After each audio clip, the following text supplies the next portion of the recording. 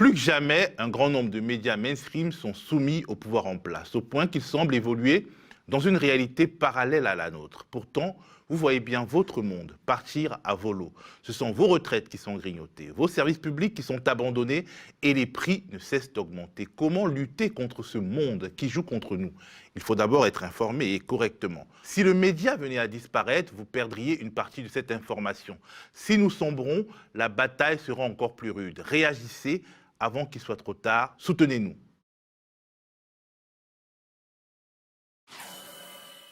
Alors qu'un mouvement social d'ampleur s'organise en France autour de l'épineuse question de la réforme des retraites lancée par l'exécutif Macron, quoi de plus naturel, en tout cas pour des personnes qui appartiennent à la tradition de la gauche de transformation sociale, de chercher à recueillir l'avis de Bernard Friot. Bernard Friot est à la fois sociologue et économiste, professeur émérite à l'Université de Paris-Nanterre. Il est aussi et surtout un des fondateurs du réseau Salariat qui porte l'idée révolutionnaire du salaire à vie. Il faut suivre Bernard Friot quand il parle de salaire à vie, d'un salaire à vie qui serait attaché à la qualification du salarié, à sa personne donc, et non plus à son emploi, c'est-à-dire à la valorisation de cette qualification par le capital. On va essayer de suivre les dédales de cette pensée tout en évoquant avec Bernard Friot la riche actualité qui est la nôtre. Bonjour Bernard. Bonjour. Alors, j'aimerais d'abord recueillir votre avis sur notre actualité, comme je le disais, sur le mouvement en fait qui s'est saisi de la France, un mouvement social d'une ampleur inédite depuis au moins 1995. Comment vous vivez ce moment? Avec bonheur, hein, comme chaque fois que nous le font collectivement et avec force pour affirmer des droits qui sont mis en cause. Si on suit le cours de votre pensée, finalement, c'est un peu l'embryon du salaire à vie qui existait avec le régime de base de la retraite, en fait, qui est attaqué aujourd'hui. C'est-à-dire que la réforme qui se met en place va à l'encontre de ce que vous voulez généraliser. Vous vouliez que la reconnaissance d'une qualification qui n'irait pas forcément avec une activité productive au sens où on entend généralement, soit établie, et c'est un peu ce que le gouvernement ne veut pas. Tout à fait. Aux antipodes. Vous avez raison de souligner ce cœur de la réforme Macron. Bien sûr que la réforme Macron va continuer à baisser les retraites, à les discriminations de genre, tout cela va continuer, mais tout cela n'est pas nouveau. Hein. Depuis 30 ans, dans le régime actuel, hein, la baisse des pensions est considérable. Hein. Le rapport entre la première pension nette et le dernier salaire net pour une carrière complète donc, est passé de 84 à 75% depuis le début des années 90. Donc, ce que va faire la réforme Macron, c'est de poursuivre ce mouvement de recul des droits à pension. Les discriminations, elles sont considérables aujourd'hui, hein, puisque des femmes qui ont en moyenne un salaire de 25% inférieur aux hommes se retrouvent en pension de droit direct, en tout cas inférieure de 40% à celle des hommes. Donc la réforme va continuer les discriminations.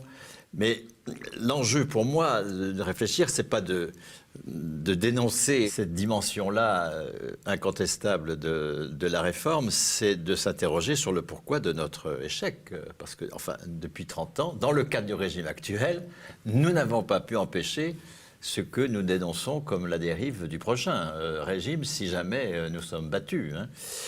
Pourquoi est-ce qu'on n'a pas pu empêcher cette érosion permanente des droits à retraite? C'est parce que nous ne nous sommes pas battus sur le droit au salaire des retraités. Je ne vois nulle part dans les propositions des opposants à la réforme la proposition de partir de ce déjà-là, qui est le fait que les pensions sont calculées non pas en fonction des cotisations passées de l'intéressé, mais en référence à un salaire à remplacer. Partir de ça, constater, comme vous l'avez dit, que du coup la qualification, c'est-à-dire la contribution de la personne à la production de valeur qui vaut son salaire, plus le profit évidemment approprié par le parasitisme des propriétaires capitalistes, mais cette qualification qui était, avant qu'il prenne sa retraite, celle de son poste, devient la sienne quand il prend sa retraite. Et là, nous anticipons ce qui devrait être le statut de tous, de fait, que nous soyons titulaires de notre qualification et donc de notre salaire, que le salaire soit un droit politique attaché à la personne. Et c'est à ça que s'attaque Macron. Il s'attaque au niveau des pensions, il les discrimine. Ça, c'est pas nouveau du tout, c'est ce qui existe depuis 30 ans. Mais il s'attaque surtout, et c'est ça qui est nouveau, il s'attaque au statut même du retraité. Le retraité, c'est pas un travailleur qui a droit à la poursuite de son salaire, c'est un ancien travailleur qui a droit au différé de ses cotisations. Là, on remet le salaire dans les rails de l'emploi, on lie à nouveau le salaire à l'emploi, au lieu de l'attacher à la personne. Je rappelle que la revendication, par exemple, fondamentale de la CGT, la sécurité sociale professionnelle, c'est de faire passer la qualification du poste à la personne. Dans l'emploi, c'est le poste qui est qualifié. Et si je suis sans poste, je suis à poil. Alors que dans ce qui a été conquis pour la retraite dans le régime de base, mais aussi dans le régime des fonctionnaires, mais aussi dans le régime des salariés à statut, tous ces régimes qu'attaque précisément la réforme, c'est le fait que la qualification, c'est la mienne. Alors, quelque part, le verre était déjà dans le fruit parce que, effectivement, le régime de base de la retraite était fondé sur la qualification du travailleur lorsqu'il cessait son activité quotidienne, aller à l'usine ou aller au bureau. Mais il y avait déjà, dès le départ, un régime complémentaire qui était déjà un régime à points. Et finalement, c'est ce régime complémentaire qui tendra à se substituer comme norme au régime général, si j'ai bien compris, au régime de base. Absolument, c'est le cœur de la réforme. C'est de s'appuyer sur la réponse patronale de 1947 aux initiatives communistes de 1946. En 1946, les ministres communistes, les quelques ministres communistes du gouvernement, qui sont là pour un an, puisqu'ils vont être au gouvernement de novembre 1945 à décembre 1946, Marcel Paul à la production industrielle, qui va nationaliser EDF-GDF et mettre en place le statut des électriciens et gaziers. Ambroise Croizat au travail, qui va mettre en place le régime général de sécurité sociale et donc le droit au salaire des retraités. Marcel Paul, lui, va appeler la retraite des électriciens gaziers le salaire d'inactivité de service. On est bien dans une logique de poursuite du salaire.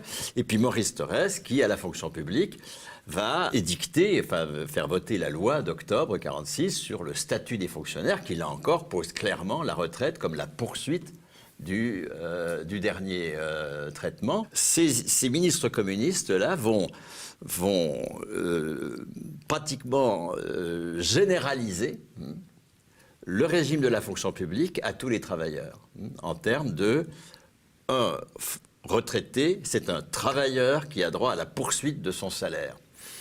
Et la réponse patronale, elle est immédiate, c'est en 1947. En 1947, le patronat répond par le régime complémentaire de l'AGIRC, l'association de gestion des institutions de retraite des cadres, qui a été rendu possible par le fait que la CGT a été battue en août 1945, quand se discutent les ordonnances d'octobre 1945. La CGT se bat pour un régime général, vraiment général.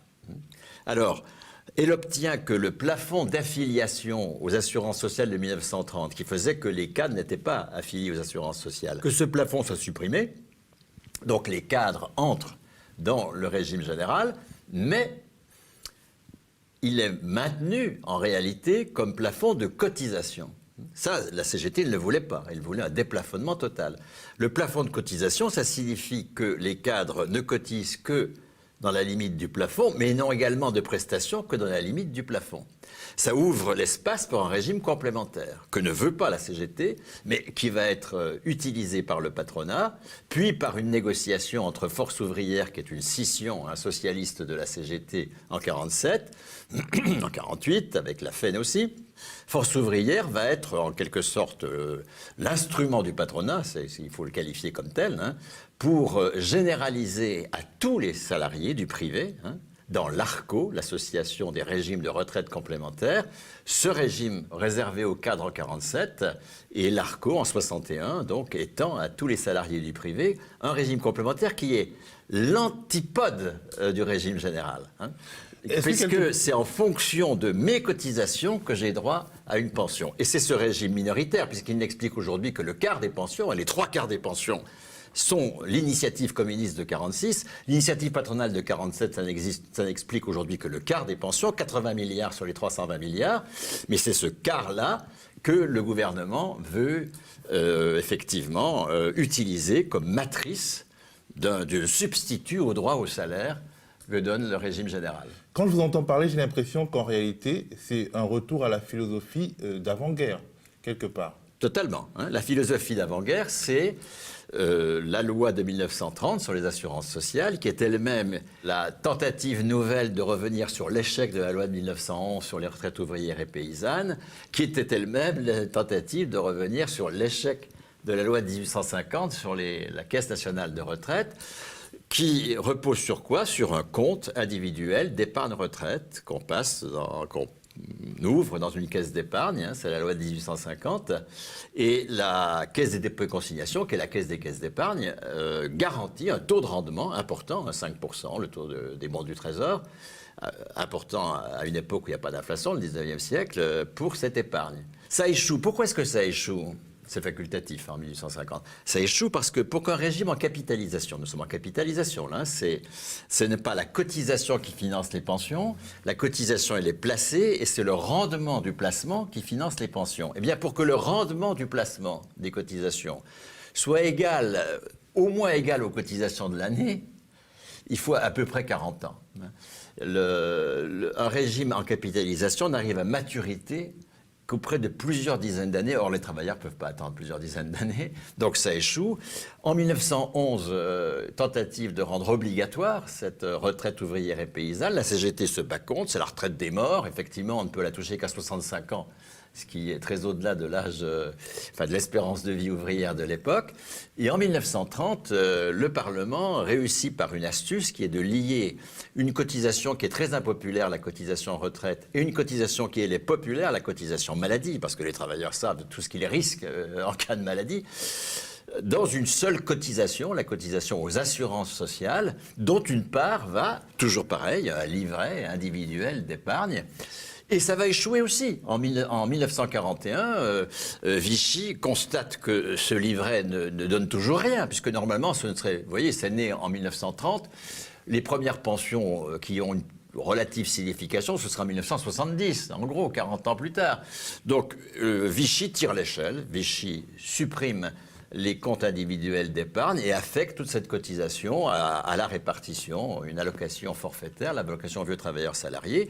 Et le patronat en 1947 tient absolument compte de cet échec de la capitalisation. Le projet patronal, ça n'est pas du tout la capitalisation. La capitalisation, ça échoue. Et puis c'est la roulette russe. C'est la roulette russe parce que votre pension va dépendre du cours des titres au moment où vous liquidez votre pension. Alors si vous la liquidez en 2007, bonjour les dégâts, d'accord. Donc en dehors de la Suisse, dans laquelle d'ailleurs la capitalisation fait moins que la moitié des pensions, les pensions sont très majoritairement en répartition. Dans l'Union européenne, on est à 90% en répartition. En France, c'est 97%, mais on n'est qu'un tout petit peu au-dessus de la moyenne. Donc l'enjeu pour la classe dirigeante, c'est pas du tout de créer de la capitalisation. L'enjeu pour la classe dirigeante, c'est de promouvoir une répartition capitaliste contre la répartition que les communistes ont mis en place en 1946. La répartition que les communistes mettent en place, c'est les retraités ne sont pas des gens à poil qui ne sont plus productifs et qui ont le droit de récupérer à travers les cotisations des actifs actuels ce qu'ils ont mis au pot commun quand ils étaient eux-mêmes actifs. Ce n'est pas ça du tout que mettent en place les communistes. Ce que mettent en place les communistes, c'est nous sommes travailleurs, nos personnes sont les producteurs, nous sommes les seuls producteurs, et ça doit être reconnu par un droit politique au salaire, déconnecté de l'emploi. On n'a pas à quémander auprès d'un employeur le fait d'être reconnu comme producteur. On n'a pas à le quémander auprès du marché des biens et services comme travailleurs indépendants. Nos personnes sont les supports légitimes de la qualification et du salaire. Et donc, quand on entre en retraite, eh bien, la qualification du poste devient celle de la personne. C'est ce que revendique la CGT pour les chômeurs, pour éviter, supprimer le chômage, justement, et que la qualification du poste devienne celle de la personne. Du coup, quand on est au chômage, on ne perd pas son salaire, on le conserve puisqu'il est attaché à notre personne. Eh bien, l'enjeu, effectivement, de Macron, c'est de revenir à cette situation du j'ai cotisé, j'ai droit, qui fonde le droit à pension sur les cotisations de l'intéressé. Et là, on voit que le progressisme n'est pas toujours là où on le pense. C'est-à-dire, c'est au nom du progrès, de l'adaptation à une nouvelle donne que l'exécutif aujourd'hui voudrait changer le système. En réalité, c'est plutôt un retour en arrière. Le progrès n'est que le mot progrès camoufle une régression.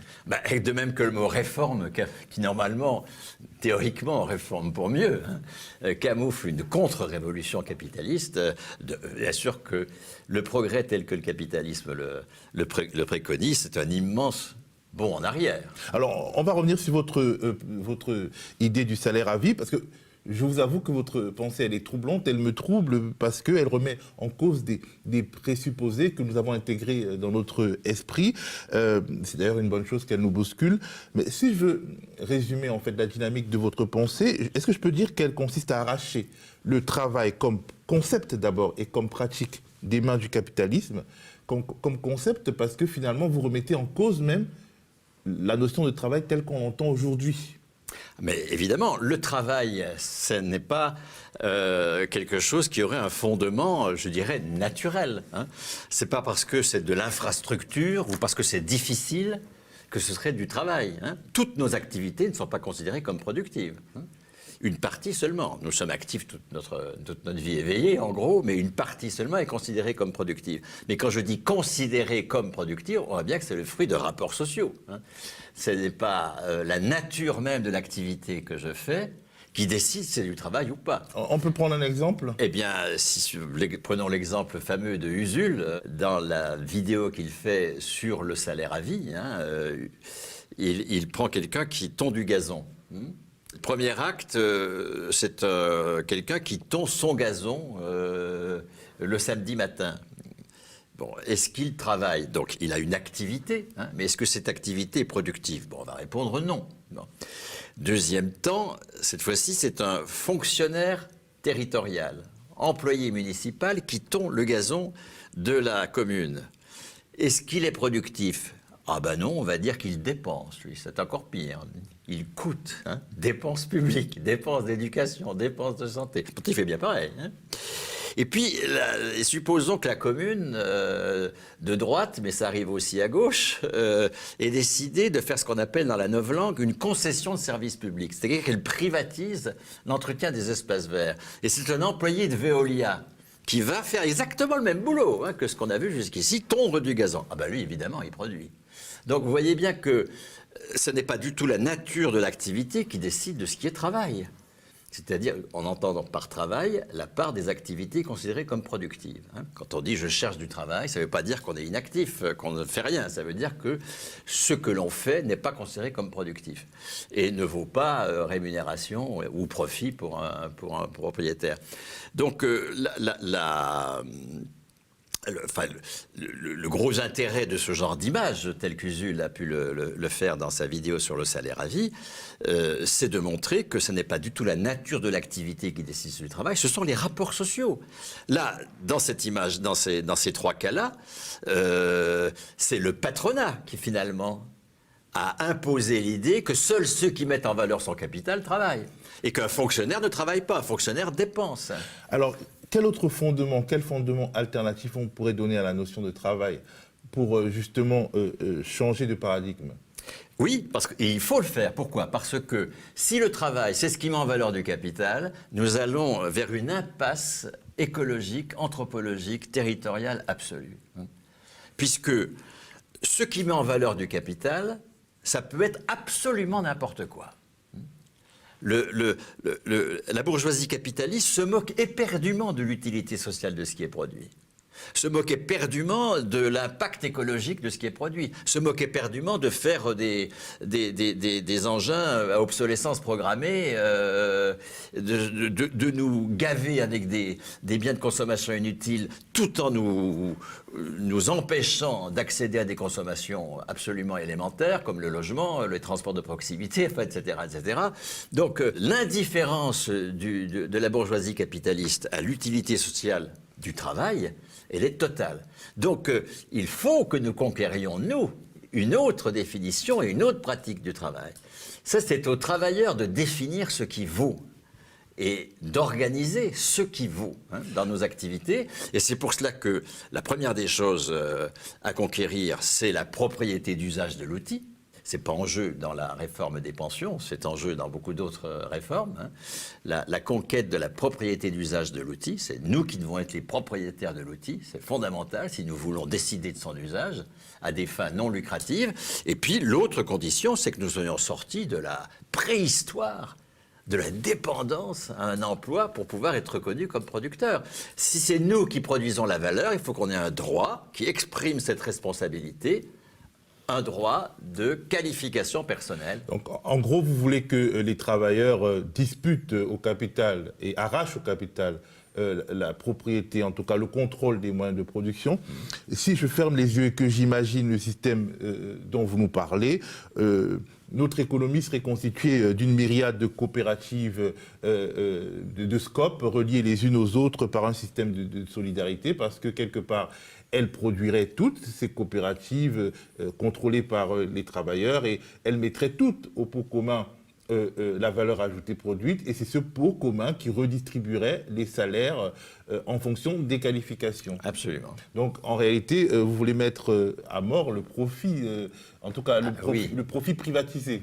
Non, le profit, parce que le profit, ça a un sens précis. C'est lorsque, il y a le bénéfice d'un travailleur indépendant, mais ça, c'est pas du profit. Le profit, c'est ce que quelqu'un qui exploite le travail d'autrui retire de la valeur produite par ce travailleur. Il n'y a profit que quand il y en a deux, c'est deux personnes, un propriétaire d'outils et puis qui salarie un travailleur et il va récupérer une partie de la valeur qu'il a produite. Ou bien alors un prêteur qui, à travers le taux d'intérêt, les conditions du prêt, va récupérer une partie de la valeur produite par le travailleur. Prenez un travailleur indépendant, un agriculteur, ou alors un fournisseur capitaliste, je sais pas, Bayer, d'accord, Monsanto, qui, à travers les prix qu'il impose aux agriculteurs, récupère une partie de la valeur qu'il produit, ou alors un client, prenez Lactalis, ou une centrale d'achat de Leclerc, qui, à travers les prix qu'ils imposent aux agriculteurs, récupère également la valeur. Donc ça, c'est le profit. Le profit, c'est quand on est des parasites totalement, c'est parasitaire, on ponctionne une partie de la valeur produite par autrui. Tel que vous le décrivez, le profit, c'est toujours de la violence. Ah, c'est de la violence sociale, bien sûr. Et il s'agit justement de sortir de cette violence. Alors, sortir de la violence en général, ça je ne sais pas faire, mais sortir de cette violence-là, qui consiste à travailler pour quelqu'un qui décide à notre place de ce qu'on fait, parce que nous n'avons pas de décision sur le travail, et qui ensuite récupère de façon tout à fait parasitaire une partie de ce que nous avons produit, ça c'est extrêmement violent. Cette violence-là, nous pouvons la dépasser. Et nous avons commencé, c'est ça qui est important. Parce que le mouvement communiste n'a pas été vaincu, il a gagné. C'est pour ça que Macron est tellement déterminé sur la réforme des pensions, qu'il est tellement déterminé pour en finir avec la fonction publique, qu'il est tellement déterminé pour en finir avec le statut des cheminots. C'est que tout ça, ce sont des victoires communistes. Et par communiste, j'entends le fait que nous instituons un nouveau statut du producteur, non pas quelqu'un qui est à poil et qui va quémander sur le marché une reconnaissance comme producteur, quelqu'un qui est investi en tant que personne de cette reconnaissance. En tout cas, ici aux médias, vous êtes peut-être dans le monde que vous espérez, puisque nous sommes une association qui a vocation à devenir, dans les mois qui viennent, une société coopérative d'intérêt collectif, et où effectivement, il n'y a pas de profit envisagé, où les travailleurs et les usagers sont amenés à contrôler leur outil de production d'idées. Et voilà, c'est important de devenir sociaux pour appartenir à cette coopérative, Bien pour sûr. commencer à créer un autre monde, en tout cas dans l'univers des médias, parce qu'en réalité, on peut aussi imaginer que cette économie, qui n'est pas une économie dictée par le profit, prenne de l'ampleur dans notre société et gagne en fait la bataille progressivement. C'est pas tout à fait évident parce que en réalité, c'est d'une révolution qu'il s'agit. Or, le rapport de force n'est pas aussi favorable que ça aux travailleurs, aux producteurs tels que vous les appelez, puisque c'est vrai que partout, les pouvoirs qui sont un peu conduits par le néolibéralisme sont dans l'impasse, mais le capitalisme lui-même, dans sa structure, l'infrastructure internationale qui soutient le capitalisme, elle est plus forte que jamais. Alors plus forte que jamais, non, parce qu'il n'y a pas adhésion des travailleurs à leur travail. Globalement, hein, tout ce qu'on appelle la souffrance au travail, qui concerne y compris les cadres aujourd'hui. Moi, je rencontre des cadres de grandes entreprises qui sont absolument excédés par le fait qu'ils sont en fait impuissants. Le capitalisme, c'est ce qui nous sépare des fins et des moyens du travail. Or, être souverain sur les fins et les moyens de notre travail, c'est au cœur de notre existence, c'est au cœur d'une anthropologie, de notre humanité. Et donc, non, la classe bourgeoise, sa fragilité vient de ce qu'elle n'entraîne plus adhésion sur la question du travail. À la fois parce que les fins du travail... on voit bien que nous avons, encore une fois, une impasse écologique, une impasse anthropologique, une impasse territoriale. Regardez cette métropolisation qui suscite autour d'elle des déserts, qui sont pour une grosse part à l'origine du mouvement des Gilets jaunes. Bon. Donc, on voit bien qu'il y a une impasse. Dans la jeunesse, c'est tout à fait clair aussi. Non seulement il n'y a pas d'adhésion, mais il y a aussi aujourd'hui une multiplication, comme le média, d'initiatives alternatives. Ce qu'il faut, c'est susciter des institutions macroéconomiques, ce que les communistes ont su faire en 1946, susciter des institutions macroéconomiques qui soutiennent ces entreprises alternatives et qui fassent qu'elles l'emportent finalement sur la production capitaliste. Oui, le problème c'est qu'en 1946, l'État-nation est un peu, il est quasiment souverain. En tout cas, il a un espace de souveraineté très large. Et finalement, quand on gagne une victoire à l'échelle nationale, elle peut se mettre en pratique. Aujourd'hui, avec la mondialisation néolibérale, on a l'impression que le capitalisme peut s'échapper territorialement et que les conquêtes sociales sont dépendantes, elles, d'une territorialité. Mais qu'il s'échappe. Nous n'avons pas besoin de capitalistes, mais qu'ils s'en aillent. Au contraire, ils ne vont pas s'échapper, parce qu'ils savent très bien que la base française de leur puissance, elle est décisive. Nous sommes un pays hautement développé, avec une population active extrêmement performante. Ils ne vont pas s'en aller comme ça, il ne faut pas croire. C'est nous qui allons les chasser, c'est tout à fait autre chose. Et pour les chasser, il faut effectivement ne pas rembourser les prêteurs, que les entreprises... il faut faire toute une campagne politique là-dessus. Nous n'allons pas rembourser des prêteurs. Enfin, les prêteurs, qu'est-ce qu'ils ont prêté? Ils ont prêté ce qu'ils nous ont piqué. On ne va quand même pas les rembourser en plus. Donc, nous allons remplacer il y a un poids énorme de la dette dans les entreprises. Nous sommes à 2300 milliards de dette des entreprises. C'est plus important que la dette publique, qui est autour de 2000 milliards. Donc nous allons remplacer le remboursement de la dette, le paiement des dividendes. Tout ça, c'est quand même l'enrichissement du parasitisme, tout ça.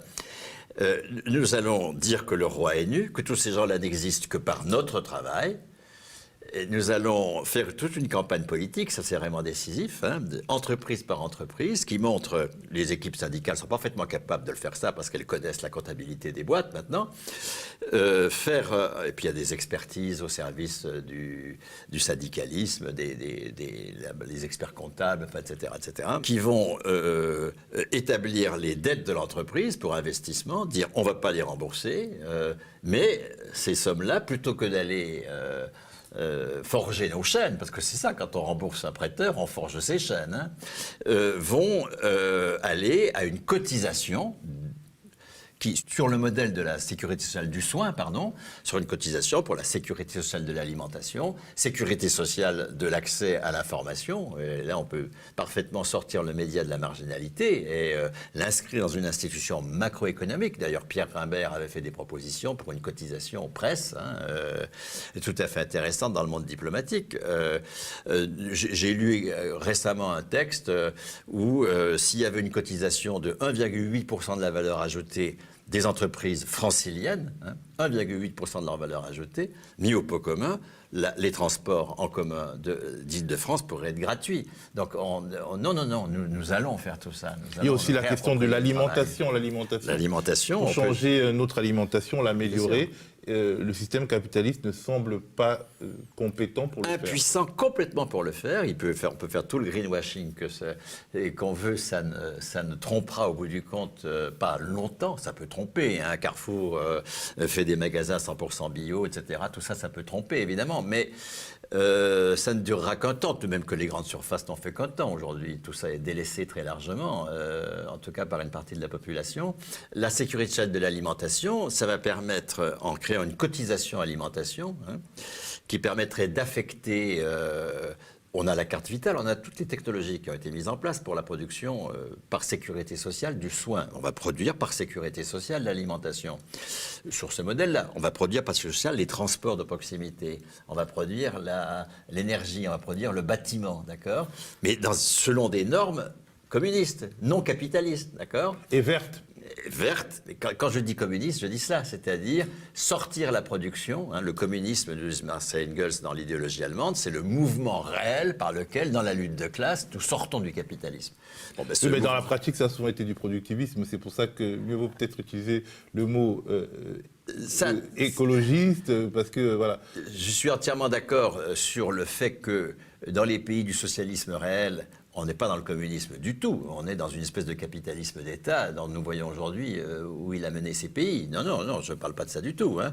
Je parle du communisme tel qu'il se met en place en France, hein, à travers le statut de la fonction publique, le régime général de sécurité sociale. Et je prends le modèle de la sécurité sociale du soin, où une cotisation permet à la fois de conventionner des professionnels selon des critères précis, aussi bien individuels, professionnels libéraux que collectifs, hôpitaux, etc.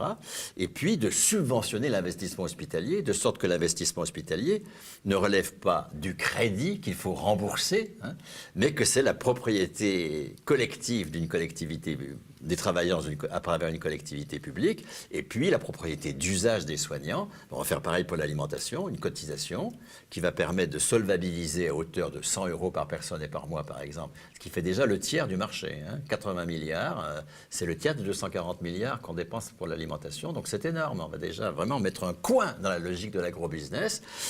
Ces 100 € ne pourront être dépensés qu'auprès de professionnels conventionnés, et on ne va pas conventionner Lidl, ni Lactalis, ni l'agro-business. On va conventionner tous ces alternatifs hein, qui font du bio, qui respectent le droit du travail, qui ne font pas appel au marché des capitaux pour être complètement dépendants de prêteurs capitalistes. Et puis nous allons affecter une partie de cette cotisation à l'achat de terre, pour sortir la terre de la logique du marché, en faire un bien commun, ce qu'elle doit être bien sûr, ce qui va aussi s'effondrer les prix de l'immobilier, hein, si le foncier est devenu gratuit, évidemment, parce que ce sera la propriété d'usage des intéressés et non pas la propriété lucrative de propriétaires. Nous allons donc acheter des terres, nous allons attribuer un salaire à la qualification personnelle à tous les producteurs de la filière alimentation, hein, depuis les restaurateurs, les distributeurs, les producteurs de biens élaborés, transformés, les propriétaires de biens bruts, la farine, etc., les propriétaires d'outils, hein, toute cette filière-là qui est déjà investie, mais de façon minoritaire, par des alternatives qui ne veulent pas produire de merde pour le capital, qui sont déterminés à maîtriser leur travail, justement, à changer la définition et la pratique du travail, eh bien, nous allons les soutenir hein, en leur offrant, disons, le tiers du marché, déjà, pour commencer, et en subventionnant leurs investissements pour qu'ils n'aient pas à aller sur le marché des capitaux, en leur attribuant un salaire à la qualification personnelle. Parce que le salaire à la qualification personnelle des retraités du régime général, des salariés à statut, des fonctionnaires, est menacé s'il ne s'étend pas à tout le monde. Donc on va l'étendre à tous les travailleurs de la filière alimentation. Comme ça, on arrêtera de nous parler des privilégiés. On arrêtera de nous parler des privilégiés, puis on arrêtera de faire la morale aux gens en disant vous êtes obèse, mais enfin vous ne savez pas bouffer, on va vous apprendre, enfin, etc. C'est pas ça la question. C'est d'instituer hein, une alternative biologique à la production pour sortir de la folie écologique notre production alimentaire. Alors on se dit, quand on vous entend vivement la prochaine crise financière, ça pourrait être une opportunité effectivement de changer la nature du rapport de force et de commencer à instiller vos idées dans la réalité.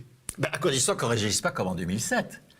Enfin, en 2007, on avait des banques qui étaient au bord de la faillite et la population a soutenu leur sauvetage. Là, il faut absolument, effectivement, que cette faillite dise, écoutez, ils sont en plein collapse, on va aider et on va terminer. On va terminer le boulot. Ça, c'est sûr. Mais là, au contraire, ce qui s'est fait en 2007, c'est que l'État, à travers le déficit public, s'est substitué au déficit, aux dettes privées. C'est la dette publique qui est venue au secours de la dette privée pour confirmer les droits des parasites. Là, la dette publique ne jouera aucun rôle. Je l'espère, si nous avons su mener d'ici là la campagne politique en disant à la prochaine crise financière, on laisse crever tous ces salauds. Alors, vous avez une vision bien offensive du combat social. J'aimerais qu'on revienne à la bataille des retraites et à la bataille des idées qui l'accompagnent, parce que finalement, on se rend bien compte qu'il faut avoir une sorte de coup d'avance dans les idées pour triompher dans un affrontement de ce type. Le gouvernement, par exemple, met en place son argumentaire, son storytelling, ses éléments de langage, et il dit, nous allons promouvoir une retraite minimum de 1 000 euros. Alors, quel est votre problème? Pourquoi vous n'êtes pas content? Qu'est-ce qui, dans cette idée de retraite minimum de 1 000 euros, est vicié et contestable? Premièrement, c'est qu'elle existe déjà, donc je vois pourquoi ce serait une nouveauté. Elle existe depuis 2008. L'accord de 2003, qui a d'ailleurs été passé entre Fillon et Chérec, tout le syndicalisme de collaboration de classe de la direction de la CFDT, qui joue un rôle éminemment négatif depuis 92. Chez nous, c'est vraiment des adversaires, ces gens-là. Dans l'accord Chérec-Fillon de mai, le sinistre accord de mai 2003, il a été concocté sous la houlette de Delevoye. C'était Delevoye le conseiller, bien sûr. Et il prévoit qu'en 2008, c'est ce qu'il prévoit, en 2008, ce qu'on appelle le minimum contributif, c'est-à-dire la pension minimum à carrière complète, attention, c'est pas du tout la pension minimum, c'est pas vrai ça, c'est la pension minimum à carrière complète. Si vous avez fait vos 42 années, mais bien sûr. Ah non, attendez, il y a d'entourloupe dans cette affaire. Le minimum contributif, donc il faut avoir fait ces 42 années, sera de 85% du SMIC. Ça, c'est l'accord qu'a signé Chérec. Puis ensuite, il n'a pas été respecté. Chérec s'en est foutu, comme d'habitude. Ce sont, encore une fois, des collaborateurs de classe. Comme l'est aujourd'hui Laurent Berger, évidemment. Et donc, ce que propose... La CFDT. La CFDT, la direction de la CFDT. Il y a à la base des militants de CFDT qui sont des gens remarquables, ça ne s'agit pas, mais la direction de la CFDT, elle est passée de l'autre côté. Ça, c'est des gens qui sont vraiment complètement vendus à la classe dirigeante, évidemment. Alors, Delevoye remet le truc sur la table en disant, oui, nous allons faire ce qui a été normalement négocié en 2003, on va le faire en 2025, vous voyez, le progrès n'est pas bien grand. Et d'autre part, ça va augmenter, encore une fois, pour une carrière complète, la pension minimum de 100 d'euros. C'est-à-dire c'est dérisoire, c'est un truc qu'on jette comme ça, comme à des chiens. Enfin, c'est inadmissible que quelqu'un qui ait travaillé toute sa vie avec une carrière complète se retrouve avec 1 000 balles de retraite. C'est inadmissible. En plus, la carrière complète dont on parle, elle est de plus en plus attaquée, puisqu'il y a des épisodes de chômage qui sont de plus en plus longs, liés à la déréglementation du travail. Il y a également des périodes où on est en congé maternité ou en congé paternité. Il y a un certain nombre de choses qui font que la retraite complète n'est pas forcément l'horizon majoritaire. Non, mais de toute façon, je crois qu'il faut absolument arrêter de raisonner en disant, comme on l'a fait en 2010, on va intégrer dans la carrière complète le chômage non indemnisé, les années d'études, etc., etc. Pourquoi? Parce que c'est accepter de nous battre sur le terrain de l'adversaire, qui dit que la pension, ça doit être la contrepartie du travail passé. Mais non, la pension, c'est la reconnaissance que nous sommes des travailleurs, que le travail n'est pas étranger à nos vies, que c'est nous qui produisons et que ça doit se traduire par un droit à la qualification personnelle, qu'un retraité doit avoir son salaire. Et si ce salaire est inférieur au salaire moyen, moi je pense que à l'âge de la retraite, on doit au moins avoir le salaire moyen, il est automatiquement porté au salaire moyen, c'est-à-dire 2 300 €. Pas de retraite inférieure à 2 300 €. Il faut arrêter avec cette histoire de minimum à 1 000 balles. Encore une fois, qui n'est pas le minimum vieillesse pour des gens qui n'ont pas du tout eu de carrière. Nous sommes là pour des gens qui ont une carrière complète. On leur propose 1 000 balles et on leur demande d'être contents. Stop! Ce serait une sorte de SMIC pour les retraités qui ont beaucoup travaillé. Non, alors, Non, non. Moi, quand En je tout cas, parle tel qu'il le décrit. Ah oui, là, oui, enfin, SMIC. Tel qu'il le décrit, les 1000 c'est 1000 euros. 85% du SMIC seulement. Hein. C'est-à-dire que Un sous-SMIC. quand on a travaillé toute sa vie, on a encore une retraite qui est inférieure au SMIC. Donc, bien sûr que quand des syndicats aujourd'hui revendiquent des retraites minimum au SMIC, c'est vraiment le minimum. Mais enfin, c'est pas normal que quelqu'un arrive en fin de carrière au SMIC. Ça n'est pas normal du tout. C'est pour cela que la retraite minimum, ça devrait être le salaire moyen. Ce qui veut donc dire que la pension de retraite pourrait être incluse entre un minimum et un maximum. Moi, je pense que la pension ne peut pas être inférieure à 2 300 euros, au salaire moyen. Et puis, je préconise qu'elle ne soit pas supérieure à 5 000 euros. Parce que des gens qui ont besoin de plus de 5 000 euros pour travailler, c'est vraiment qu'ils font de la merde. Hein. Et donc, toute la recherche scientifique de base en France se fait par des gens qui gagnent moins de 5 000 euros. Pourquoi est-ce qu'on se donne une passion pour son travail? Enfin, en plus des colifichets d'une consommation au-delà de 5 000 euros par mois. Mais enfin, qu'est-ce qu'on fout en dehors d'emmerder le monde avec plus de 5 000 euros par mois? Donc, voilà gros, des pensions comprises entre 2 300 et 5 000 euros. Voilà ce qui me paraît tout à fait raisonnable. Quelque part, vous nous dites que le salaire et le salaire des retraités doit être un choix politique, une décision politique. D'abord, c'est-à-dire salaire minimum des retraités et des actifs, entre guillemets, puisque vous n'acceptez même pas qu'on sépare retraités et actifs, salaire minimum et maximum déterminé de manière politique, notamment en raison de ce qu'un salaire trop élevé encourage une consommation pas voulue. En gros, c'est un peu ça. Oui, enfin non, ma bataille contre le salaire trop élevé, c'est parce que c'est absolument indigne. Enfin, là, nous n'avons pas besoin de salaire au niveau où ils sont pratiqués pour des dirigeants. Nous sommes ou pour des propriétaires, là, nous sommes dans la décence totale. Hein. Non, quand je dis que je ne sépare pas actifs et retraités, mais bien sûr. Qu'est-ce que c'est que la distinction entre actifs et retraités? C'est le statut capitaliste du travailleur. Un travailleur, c'est un individu libre, comme dit Marx, hein, sur le marché, c'est-à-dire un type à poil ou une femme à poil, qui quémande sa reconnaissance comme productrice ou comme producteur auprès de propriétaires de l'outil, qu'ils soient employeurs ou qu'ils soient fournisseurs, prêteurs ou clients, s'il est indépendant, et qui, lorsque elle n'a plus cette reconnaissance, a le droit, elle est inactive, c'est ce qu'on va dire, hein, puisque ne sont actifs que ceux qui sont reconnus comme producteurs par la bourgeoisie capitaliste, dans le capitalisme. Les autres, ce n'est pas des actifs. Et donc, ces prétendus inactifs, hein, c'est-à-dire ces individus à poil, auraient le droit de récupérer la partie de leur salaire qu'ils n'ont pas consommé, qu'ils ont mis au pot commun dans un dispositif de différé des cotisations. Le fait de dire que les retraités ne sont pas productifs, de dire que les chômeurs ne sont pas productifs, de dire que les jeunes ne sont pas productifs, c'est le statut capitaliste du travail qui sépare le travailleur du travail, des fins et des moyens, encore une fois, de son travail. Dans le communisme en train de se construire, nous sommes avec un nouveau statut du producteur où effectivement il y a une décision politique du salaire. Le salaire ne relève pas des aléas du marché. Le salaire est un attribut de notre personne. Tout âge adulte doit être reconnu. Hein, de 18 ans à notre mort, nous devons être reconnus comme producteurs. Ça ne transforme pas en production tout ce que nous faisons, pas du tout. Mais nous sommes reconnus en tant que personnes comme producteurs par un salaire qui est un salaire politique, premier niveau de qualification à tout le monde à 18 ans, quel que soit son passé scolaire, et avec le niveau du SMIC revendiqué, donc 1500, 1700 euros net à peu près, c'est autour de ça que ça tourne aujourd'hui. Donc tout le monde à 18 ans a le premier niveau de qualification attribué à sa personne, encore une fois, hein, il s'agit de faire passer la qualification du poste à la personne, et ensuite peut monter en qualification jusqu'à 5 000 euros au cours de sa carrière qui ne s'arrête pas à un âge quelconque, ça peut être jusqu'à la mort.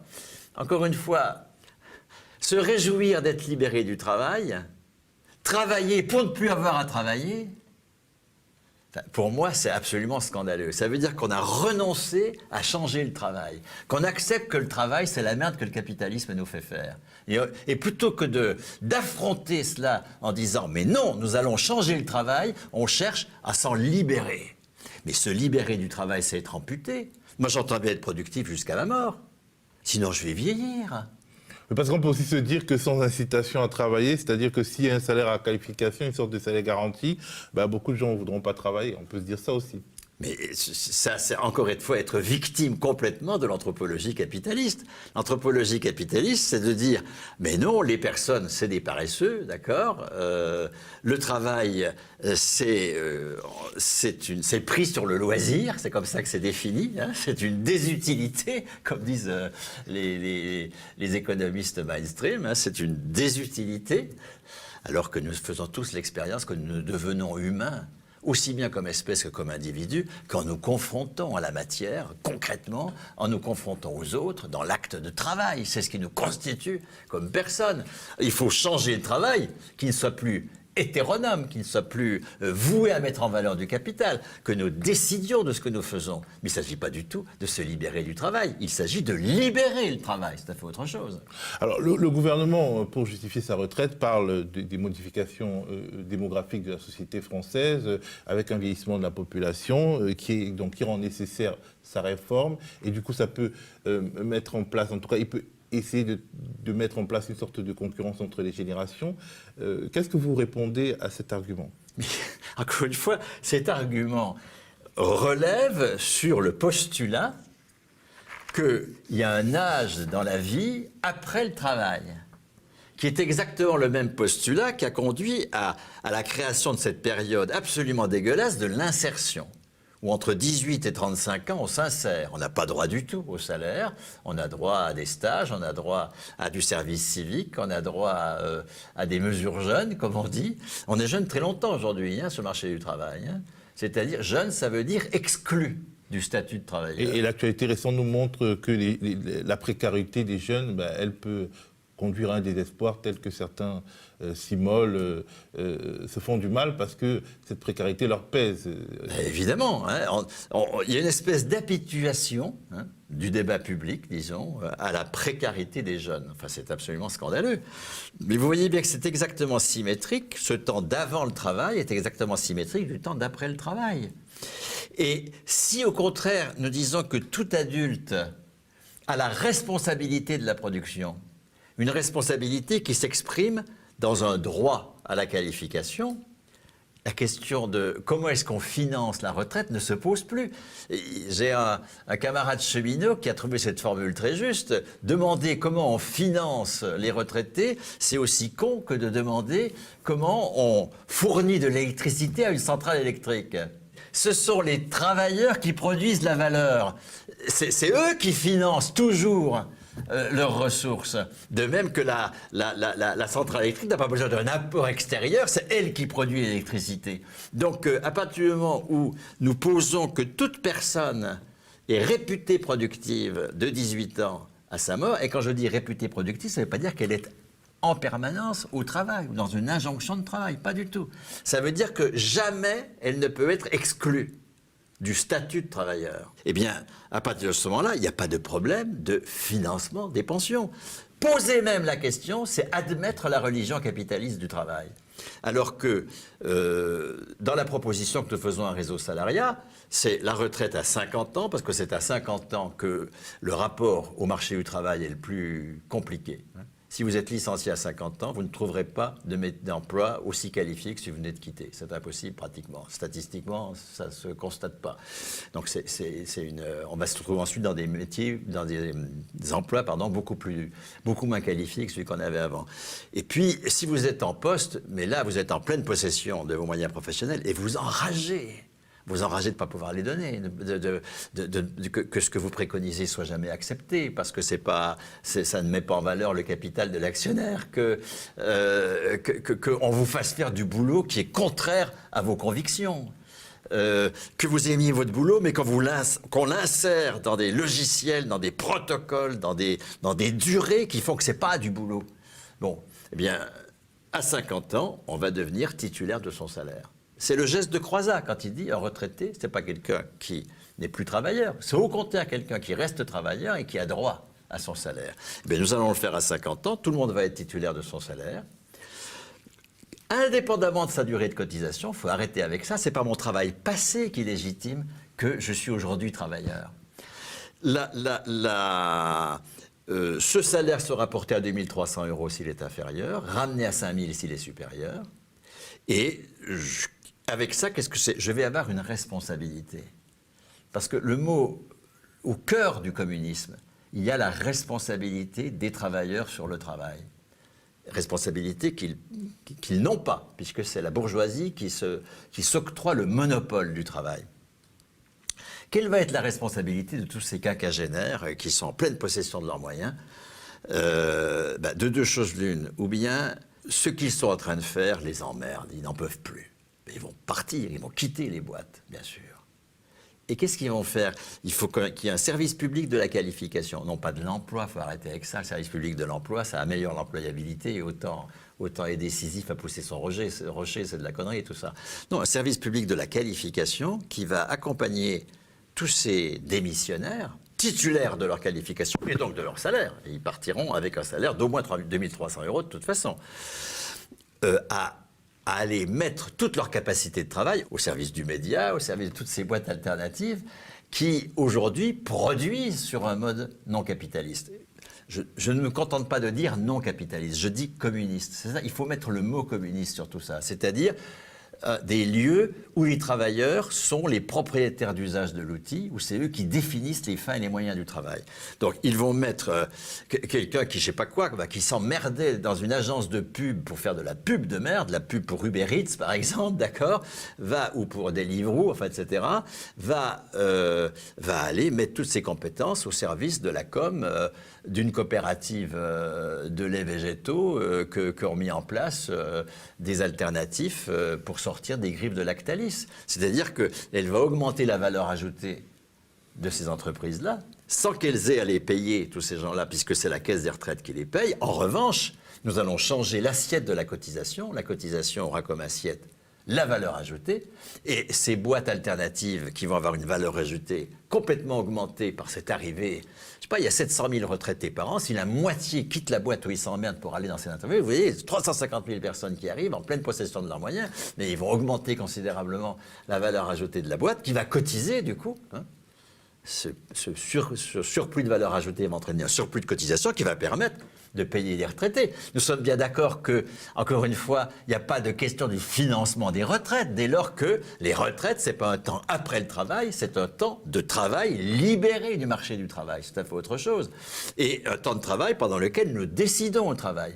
Et puis les quinquagénaires, les 350 autres mille, qui, je prends un chiffre comme ça, à la serpe, hein, d'accord, hein, qui décideraient de rester dans leurs services publics, dans leur entreprise, parce que dès lors qu'ils ont un salaire à la qualification personnelle, ils pensent qu'ils vont pouvoir y faire quelque chose d'utile.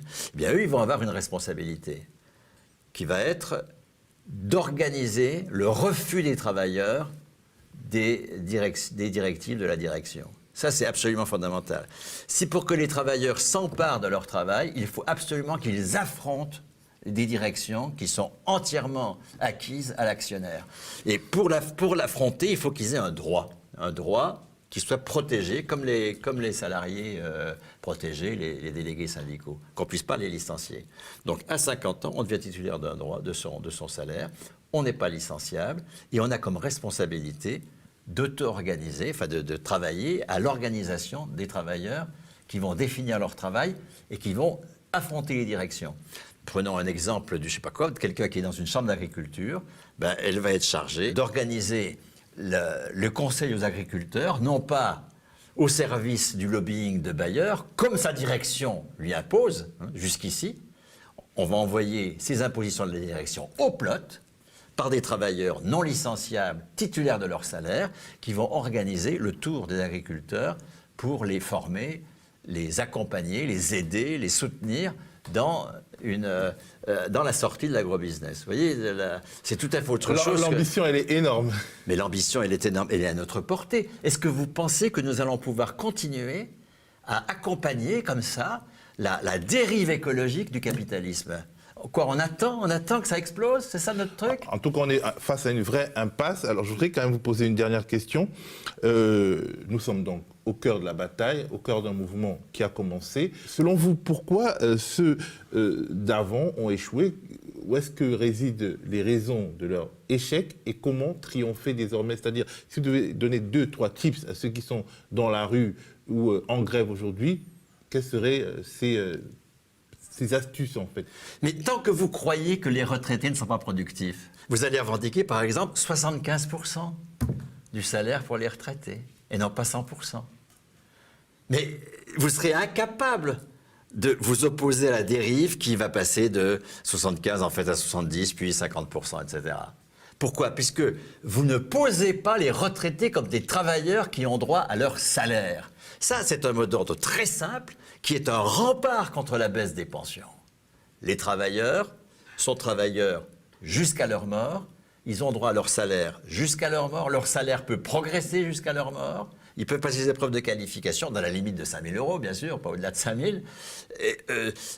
Tant que vous n'avez pas ces mots d'ordre-là, tant que vous n'attaquez pas non plus aux tripes de ceux à qui que vous mobilisez, hein, mais il n'y a pas un moment d'après le travail.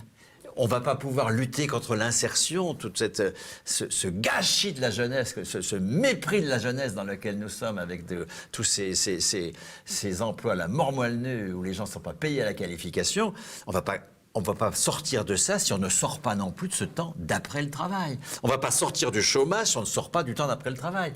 Si le travail ne devient pas endogène à nos personnes, c'est ça le point central. Pour moi, le cœur de l'argument, il est anthropologique. C'est quoi une personne de point de vue économique? Est-ce que c'est quelqu'un d'à poil qui va quémander sa reconnaissance ou c'est quelqu'un qui est, en tant que personne, reconnu comme producteur avec un droit, le droit à la qualification, le droit à la propriété d'usage et une responsabilité, la détermination de la production de la valeur? Merci Bernard Friot.